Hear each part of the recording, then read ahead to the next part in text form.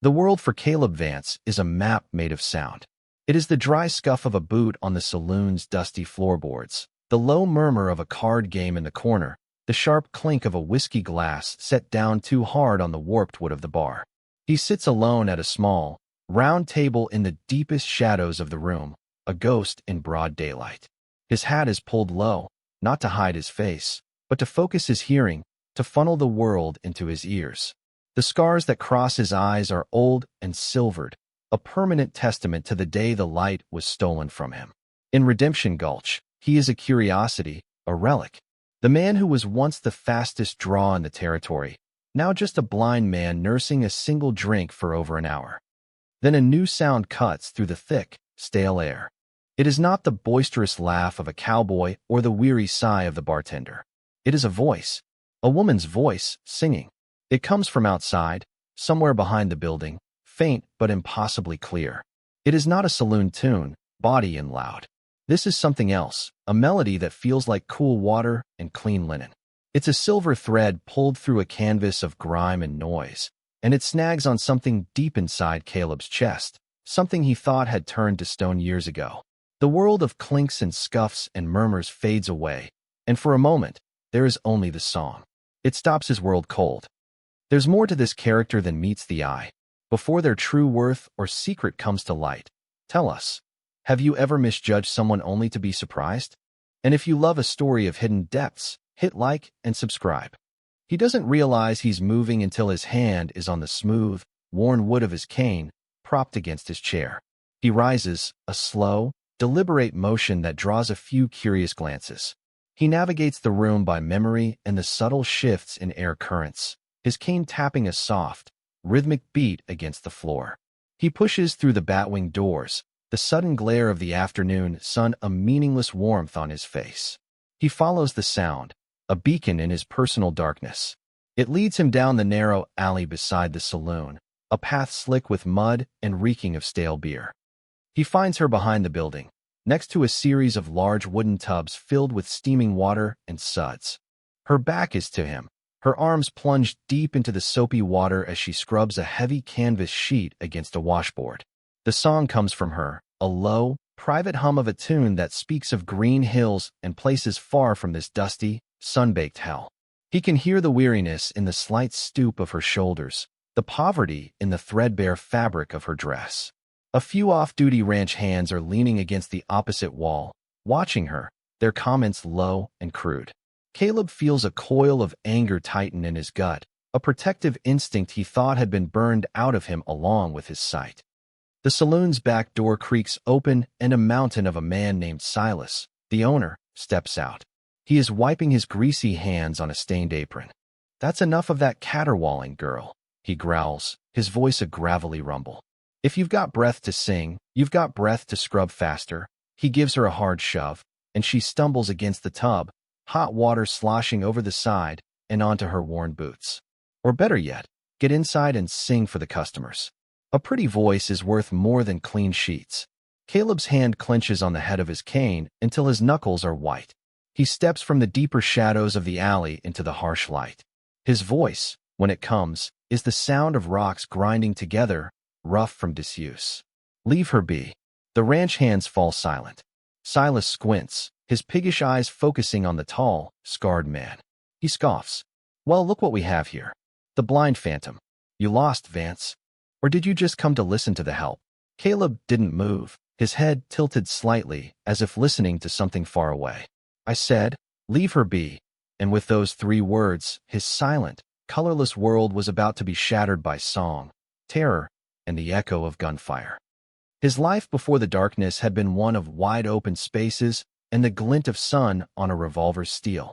He had been Caleb Vance, a name spoken with a mixture of fear and respect in towns from the Rockies to the plains. He had lived by the speed of his hand and the cold certainty of his aim. The world had been a place of sharp lines and clear targets. Then came the ambush at Coyote Creek, a setup orchestrated by a man he'd called a friend and executed by the 3 Barlow brothers. They hadn't just wanted him dead, they'd wanted him broken. They'd held him down while Jed Barlow, the eldest, had used a heated knife. The pain had been a white-hot scream that had eclipsed the sun, and when it was over, The world of sharp lines and colors was gone forever, replaced by an endless, suffocating black. Now, his world was his cabin, a small, sturdy structure he'd built himself in the years before the ambush. It stood 2 miles from Redemption Gulch, nestled in a small valley that buffered it from the worst of the winds. He knew every inch of it by touch and memory. 3 steps from the door to the hearth, 7 from the hearth to the cot. He knew the groan of the 3rd floorboard, the particular way the window frame whistled when the wind came from the north. The world outside was a more dangerous map. He navigated by the feel of the sun on his skin, the slope of the land beneath his boots, and the sonic landscape that told him everything he needed to know. The rustle of a snake in the grass was a clear warning. The call of a hawk told him the time of day. The distant rumble of a wagon on the main road told him someone was approaching long before they were near. He had survived, but he was not living. He was a ghost haunting the edges of a world he could no longer see, his days measured by solitude and the phantom pains behind his eyes. The woman, he would later learn, was named Eliza Maywater. Her world had never been one of wide-open spaces. It had been a series of shrinking rooms. The crowded dormitory of the St. Jude's Orphanage for Girls, the stuffy parlor of the wealthy benefactor who'd taken her in as a charity case with intentions that grew less charitable by the day, and finally, the cramped, airless train car that had carried her west. She had fled the benefactor's house in the middle of the night with a few stolen dollars and a worn book of poems, chasing a desperate fantasy of a new life where she could be her own person. Redemption Gulch was not that place. Here, she found that a woman alone was either a target or a tool. The only work she could find was at Silas's saloon, a grueling job of laundry, scrubbing floors, and enduring the casual cruelty of men who saw her as less than human. Her song was her only true possession. It was a shield, a private sanctuary she could retreat into when the world became too ugly. It was the memory of her mother, the only thing she had left of a life before the orphanage. She sang not for an audience, but for herself, to remind herself that there was still a small piece of her that the world had not yet managed to crush. Silas smirked, emboldened by the presence of the other men. "This ain't your concern, Vance. The girl works for me. I'll do with her as I please." He reached out and grabbed Eliza's arm, his thick fingers digging into her flesh. She winced, a small gasp escaping her lips. That sound, a tiny punctuation of pain in the air, was a lit fuse for Caleb. He didn't draw a gun. His guns were back at the cabin, cleaned and oiled by touch, but unused for years. His weapon now was the world the Barlows had forced him into. He heard the scrape of Silas's boot as he shifted his weight. He heard the tightening of fabric as the man's muscles tensed. He heard the sharp intake of breath just before the man spoke. He moved. It wasn't the fluid grace of a gunfighter, but something more primal and precise. He took one long step forward, his cane sweeping out in a low arc. It caught Silas behind the ankles. The big man was not expecting it. His balance was gone in an instant. He flailed, his grip on Eliza loosening as he crashed backward into one of the laundry tubs. A tidal wave of hot, soapy water erupted, drenching him. The ranch hands, who had been laughing a moment before, fell dead silent. Eliza scrambled back, her heart hammering against her ribs. Silas roared, sputtering and trying to climb out of the tub. "You blind bastard. I'll kill you." He lunged, his big hands reaching for Caleb's throat. Caleb stood perfectly still, his head cocked. He heard the slosh of water, the clumsy, furious scramble of the man's boots. He heard the air part as a meaty fist swung toward his head. He simply ducked. The punch whistled past his ear. As Silas stumbled forward from the momentum of his missed blow, Caleb brought the heavy, wooden head of his cane up sharply, catching the saloon owner under the chin. There was a sickening crack as Silas's teeth snapped together. He staggered back, moaning, and fell to his knees in the mud. Caleb didn't spare him another thought. His head turned towards Eliza. "Are you all right, miss?" he asked, his voice still a low rasp. She could only nod, speechless. She had seen him as the town saw him, a broken man, an object of pity or morbid curiosity. But this was something else. He hadn't needed eyes. He had listened to the fight, had seen it more clearly with his ears than Silas had with his eyes. "He won't forgive this," Caleb said, his voice flat. He could hear Silas beginning to stir, muttering curses. He could hear the nervous shuffling of the ranch hands, who wanted no part of this. A man like that, his pride is all he has. He'll make your life a living hell from this day on. Eliza looked from the pathetic, mud-soaked form of her employer to the tall, scarred man standing like a statue in the alley. He was right. Her already miserable existence was about to become unbearable. Fear, cold and sharp, pierced through her shock. "I have a cabin," Caleb stated, not asked. "North of town. It's quiet. There's work to be done. Mending, cooking. You'd have a roof and you'd be safe." It was the most awkward of invitations, phrased like a business transaction. He was offering her a job, a refuge, but it was clear he wasn't used to offering anything to anyone.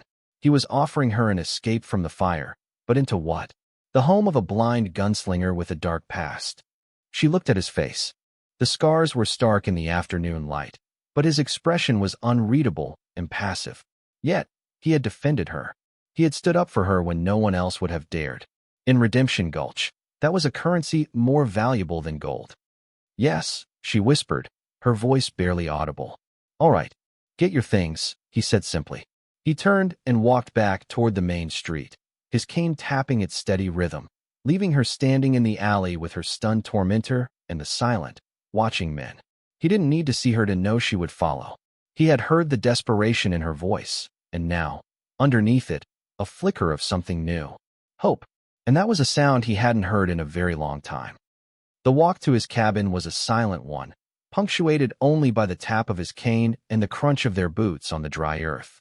Eliza walked slightly ahead and to his left, as he had instructed, her presence a subtle warmth and a faint scent of soap and lavender in the air.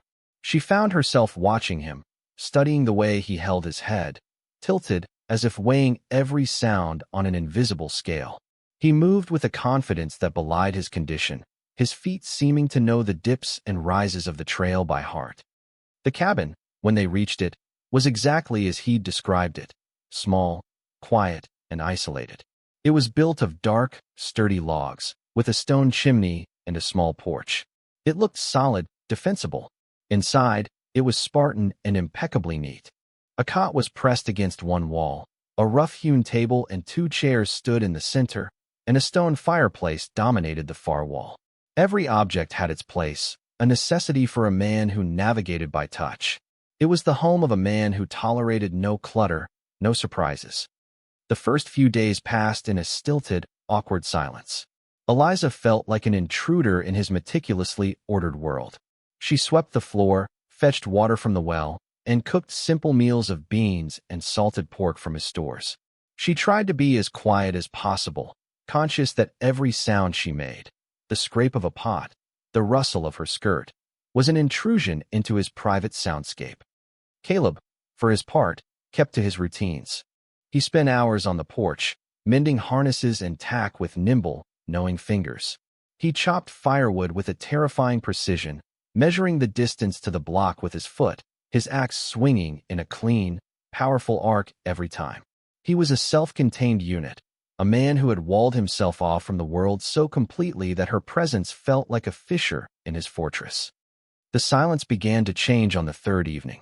A cool breeze had begun to blow down from the mountains, carrying the scent of pine and rain. Eliza was darning one of his shirts by the low light of the fire. She found herself looking at him as he sat at the table, his hands resting motionless on the wood, his face a mask of concentration as he listened to the world outside. He seemed so utterly alone, adrift in an ocean of darkness. Without thinking, she began to hum. It was the same tune she'd been singing in the alley, a soft, melancholy lullaby her mother used to sing. She caught herself after a few bars, her cheeks flushing with heat, embarrassed by the unconscious intrusion. She expected him to tell her to be quiet, to preserve the sanctity of his silence. He didn't move. The minutes stretched on. The only sounds were the crackle of the fire and the whisper of the wind. Finally, he spoke, his voice low and rough. "Don't stop." She hesitated. Then, slowly, she began to sing the words, her voice quiet and tentative at first, then growing stronger as she saw he wasn't going to reprimand her. The simple melody filled the small cabin, weaving through the firelight and pushing back against the encroaching shadows. When she finished, the silence that returned was different. It was no longer empty or awkward. It was full, resonant with the ghost of her song. The next day, as he was oiling the action of a rifle by feel, he asked her, "What did the sky look like this morning?" The question surprised her. She had assumed he had no interest in a world he couldn't access. She paused in her task of kneading dough for bread. "It was mostly gray," she said, trying to find the right words. "But there was a thin line of pink at the very edge of the mountains, just before the sun came up, like a tear in a blanket." He nodded slowly, his fingers never ceasing their methodical work on the rifle. "Pink," he repeated softly, as if tasting the word. It became a new part of their routine. She would describe the world to him in colors and shapes, textures and light. She told him about the deep, velvety green of the pines after a rain, the startling blue of the jays that squabbled in the yard, the fiery orange and purple of the sunsets that painted the canyon walls. She was giving him back the pieces of the world he had lost, and in doing so, she was seeing it more clearly herself for the first time. She wasn't just surviving in this harsh land anymore. She was noticing its stark, rugged beauty. In return, he began to teach her about his world. "Listen," he'd say, holding up a hand for silence. "You hear that? The steady chipping sound? That's a woodpecker in the old cottonwood. The frantic one is a squirrel in the oak, warning the others. He's seen a hawk." He taught her to distinguish the sound of a deer moving through the underbrush from that of a coyote. He taught her to read the story of the wind. One afternoon, she found him in the small barn, running his hands over the flank of his horse, a big, placid gelding named Shadow. The horse was the only living creature he seemed to truly trust. "How did you lose your sight, Caleb?" she asked, her voice quiet. The question had been hovering between them for weeks. He stilled, his hands resting on the horse's back. He was silent for so long she thought he wouldn't answer. "It was taken from me," he finally said. His voice was devoid of emotion, a flat statement of fact. "By men I thought were my allies. The Barlow brothers. They wanted a bounty I'd collected. They didn't just want the money. They wanted to make an example of me." He turned his head in her direction, though his scarred eyes saw nothing. "They wanted to prove that even the fastest gun is just a man, as fragile as any other." She saw the story in the rigid set of his shoulders, in the way his hands clenched into fists at his sides. She didn't offer pity. Pity was an insult to a man like him. Instead, she just stood there, her presence a silent testament. "I'm sorry," she said, and the simple words held a weight of genuine sorrow. Later that week, he asked about her. "Why did you come to Redemption Gulch?" "No one comes here unless they're running from something." She told him about the orphanage, about the cloying kindness of her benefactor, Mr. Ashworth, and the creeping dread she felt as his intentions became clearer. She told him of her escape, of the long journey west with nothing but a dream of independence. "He saw you as a possession," Caleb said, a note of understanding in his voice. Just like Silas did, he saw the parallel, the common thread of their lives. Both of them had been treated like objects to be owned or broken. The fragile trust between them was cemented one night by a nightmare. Eliza was woken by a strangled cry from his cot. In the dim moonlight filtering through the window, she could see him thrashing, caught in the grip of a memory. He was muttering names: Jed, Barlow, traitor, his hands scrabbling at his face as if trying to claw away the searing pain. She got up and crossed the room. She didn't know what to do. Touching him felt like it might startle him into violence. So she did the only thing she could think of. She sat on the floor beside his cot and began to sing. It was a different song this time, something simple and hopeful, a ballad about a ship finding its way home to a safe harbor. Slowly, the thrashing subsided. His breathing, which had been harsh and ragged, evened out. He fell back into a deep, quiet sleep. She stayed there for an hour, her voice a low, constant murmur in the dark room, a shield against the ghosts of Coyote Creek. When she finally crept back to her own bedroll, she knew something profound had shifted. He had allowed her to witness his most profound vulnerability, and she had met it not with fear, but with her song. Their quiet life was interrupted by the arrival of a stranger. He was a wiry man with shifty eyes and a horse that looked like it had been ridden hard. He stopped at the well, asking for water, but his eyes were constantly scanning the cabin, the barn, taking in every detail. Caleb stood on the porch, his body a study in tense stillness. Eliza brought the man a dipper of water. "Much obliged, ma'am," the man said, his gaze lingering on her for a moment too long. He looked over at Caleb. "Heard tell a man named Vance lived out this way. A gunslinger. Used to be, anyway. He lives here," Caleb said, his voice cold. "Jed Barlow's been a skin after you," the man said, a sly grin spreading across his face. "Heard you were still kicking.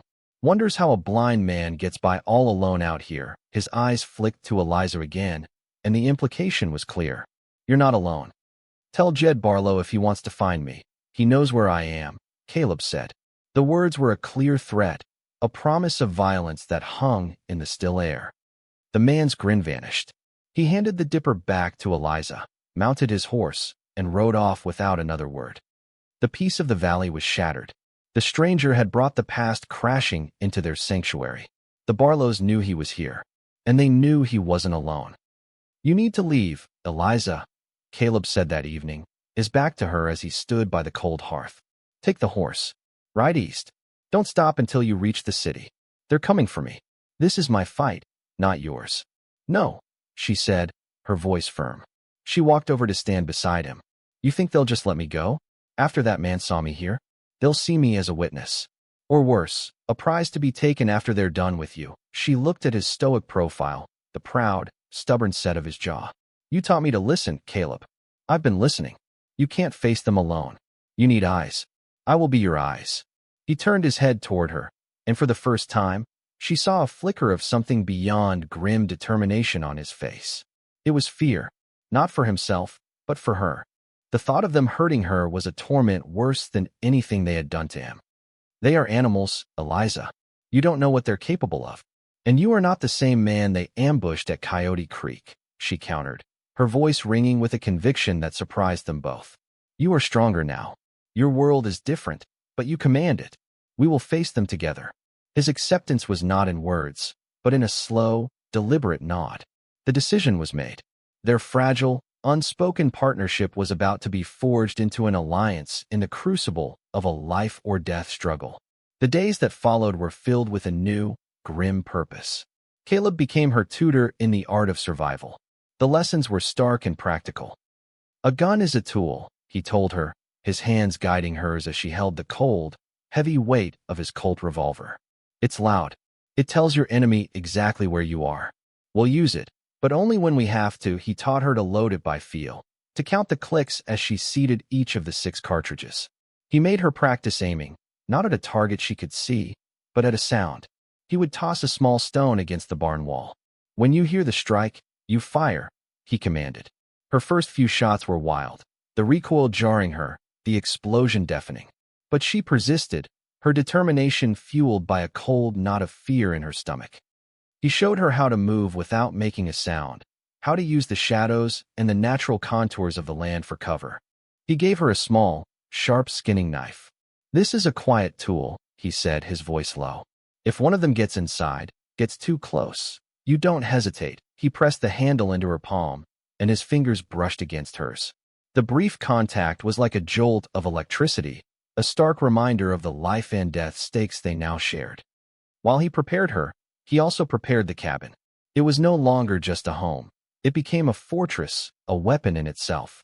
He had her stretch thin strands of wire across the paths leading to the cabin, each attached to a small string of empty tin cans that would rattle at the slightest touch. "They'll come at night," he explained. "They'll think the darkness is their ally. But darkness is my home ground. They'll be the blind ones."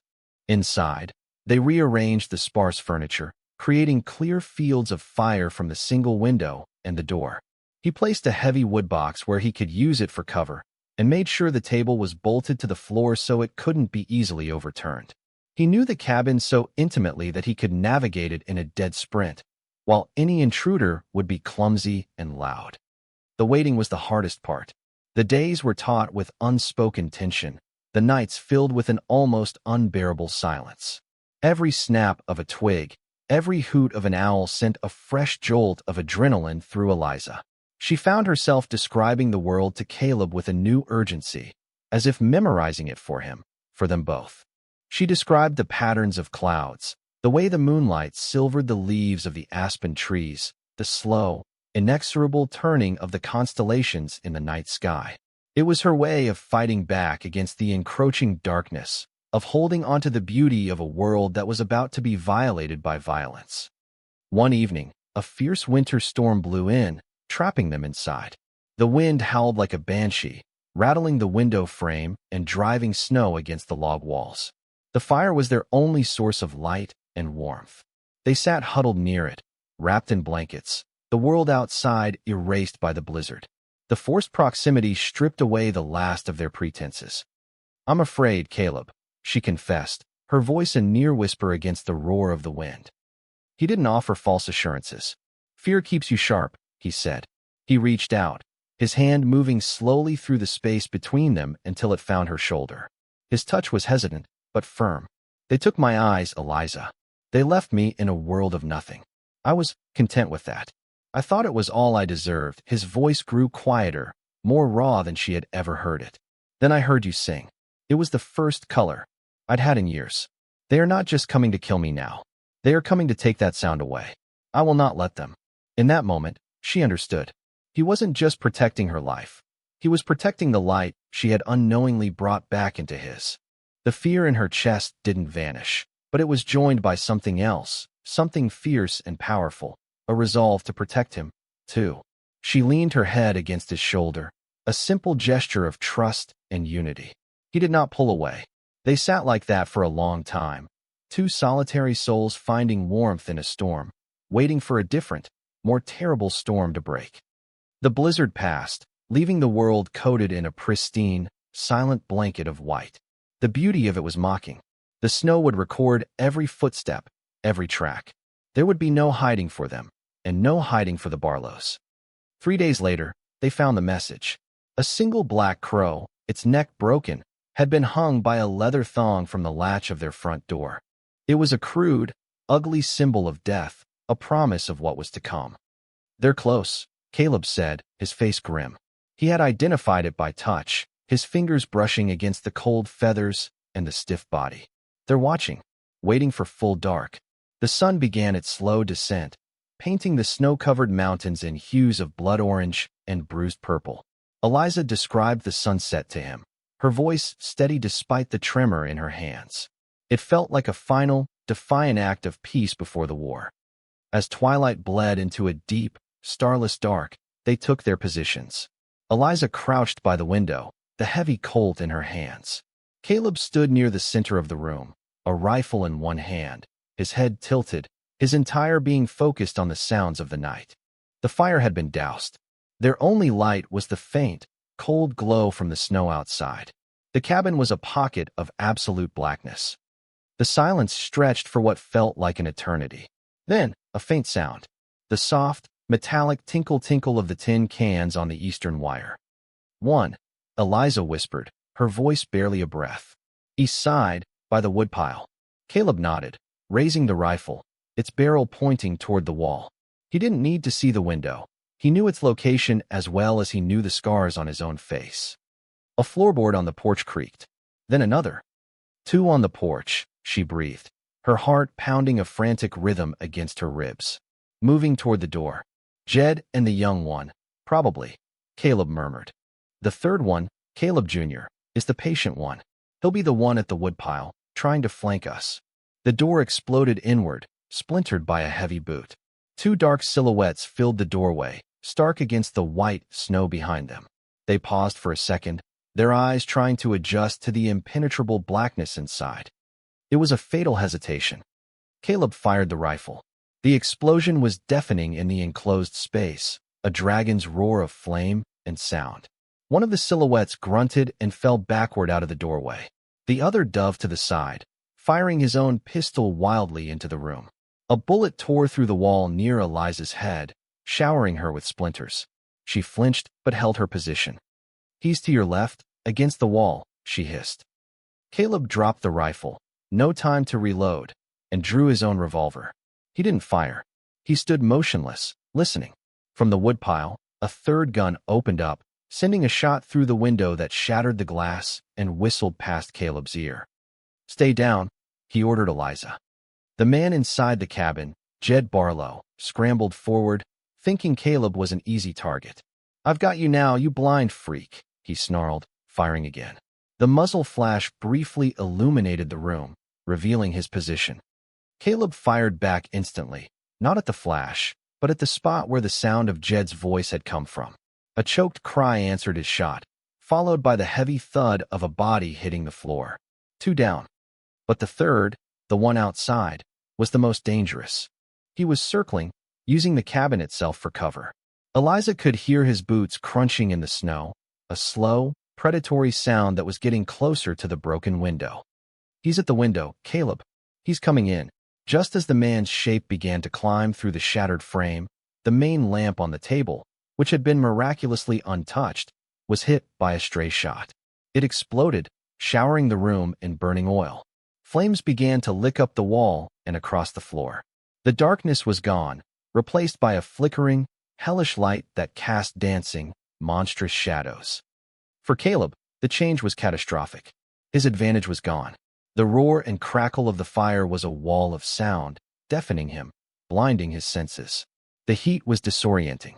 He was truly blind now, lost in a world of chaos.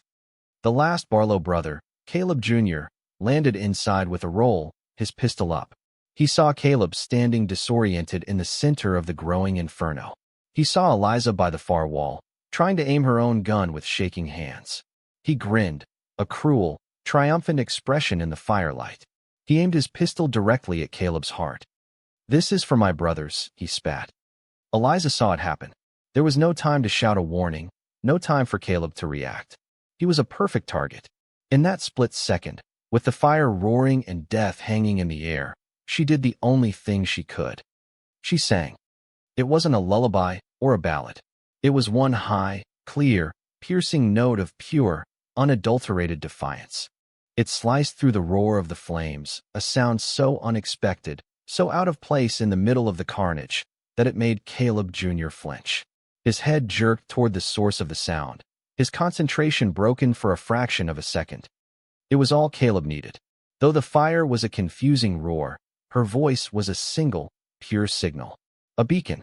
He knew where she was. And he knew the man had to be between him and that sound. He pivoted, firing his last 2 shots in a smooth, practiced motion, not at Eliza, but just to the left of where her voice was coming from. The shots echoed the finality of the fight. Caleb Jr. staggered back, a look of pure shock on his face, before he crumpled to the floor.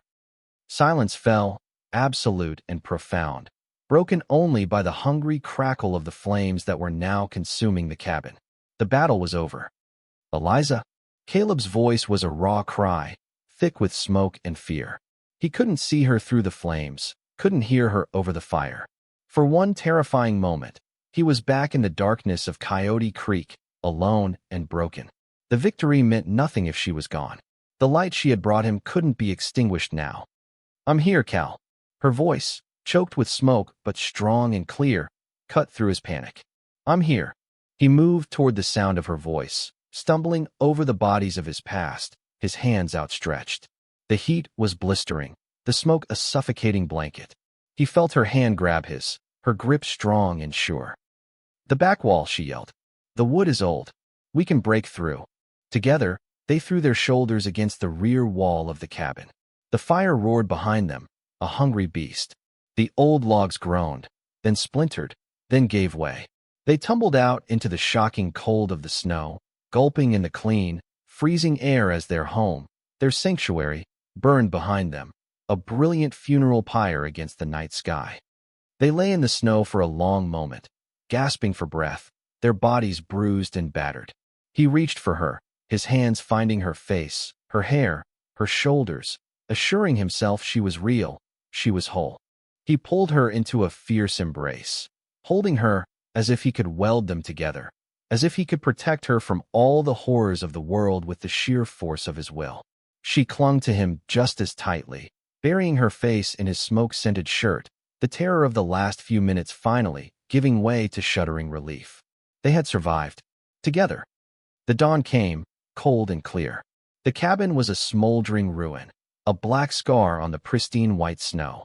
The bodies of the Barlow brothers were gone, dragged away and buried in the night. their final resting place known only to Caleb and the unforgiving land. The past was finally, truly, buried with them. They spent the next weeks in the small, musty barn, which had been spared by the fire. It was cold and uncomfortable, but they had each other. Slowly, painstakingly, they began to rebuild. They salvaged what they could from the ruins: a few cast-iron pots, a handful of tools, the charred but intact frame of Caleb's cot. Townsfolk from Redemption Gulch, having heard the tale of the blind man who had single-handedly fought off 3 attackers to protect his woman, rode out with offerings of lumber, food, and grudging respect. The blind phantom was no longer just a curiosity. He was a legend reborn, and the quiet laundress was the woman who had stood by his side. One afternoon, weeks later, they were sitting on a newly laid foundation stone for the new cabin. The frame was beginning to take shape around them, a skeleton of hope. Eliza was describing the progress to him, the way the new pine logs gleamed gold in the late afternoon sun. He reached over and took her hand. His was calloused and rough. Hers was smaller, but no less strong. "Eliza," he said, his voice quiet and serious. "What happened in that cabin? I don't just owe you my life. You are my life." He turned his face toward her, and though his eyes could not see, she felt as if he were looking directly into her soul. "I have nothing to offer you but this. A broken man, a half-built house. But if you'll have it, it's all yours. I am yours."